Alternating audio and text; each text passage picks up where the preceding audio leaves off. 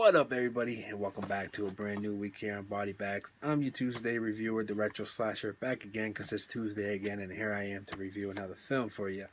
So for the film I chose to review this week, we got to head back all the way to the 1980s, early 80s to be exact. Of course, it's a slasher film from the year 1981 or 82. Not really sure on the specific year which it came out. Looking up information on this film, it really wasn't available. Some said 81, some 82.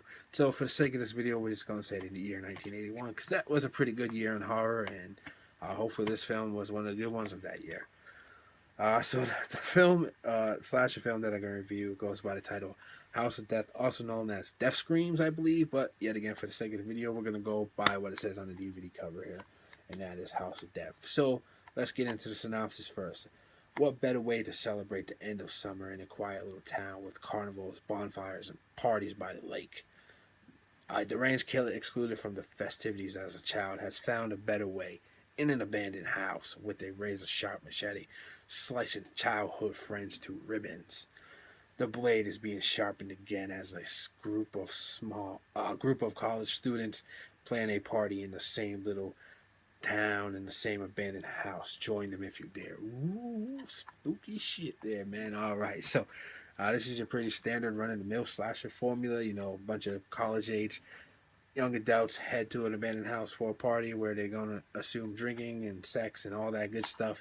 And of course, there's a deranged killer on the loose with a machete as his weapon of choice in this one, picking them off one by one. Now, getting into my thoughts of this, the first thing upon watching this film, quite noticeable how long it feels. It just seems to drag on and on and on, especially, I'd say, around the whole hour of the film, the first whole hour of it. It says this film runs 89 minutes. It definitely feels like it runs 189 minutes. Like I said, it just drags and drags on. Reason behind that, you spend almost the whole time in the film just getting to know the characters, which also is a positive in a way because I love getting to know my characters and feel a little bit passion for them and their struggles and what's going on, helping them, rooting for them to survive in this one. But it just seemed to go on and on and on, and kind of really pointless. It kind of just dragged my attention to other places. I was kind of having a hard time focusing it.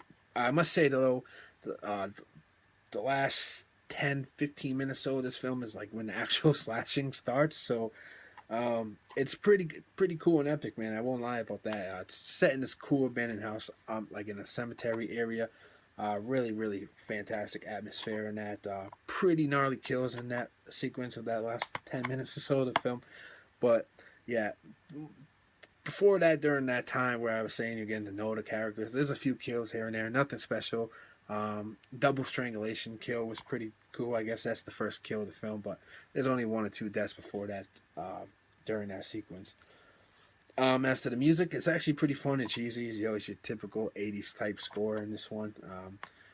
So I had a lot of fun with the music. The acting's not too bad, especially this film's pretty low budget looking. I mean, some parts look a little shot on video-ish to me, so if that you know anything about that, it definitely kind of has some feel in some moments of this film. But overall, man, I kind of had a little bit of fun with it.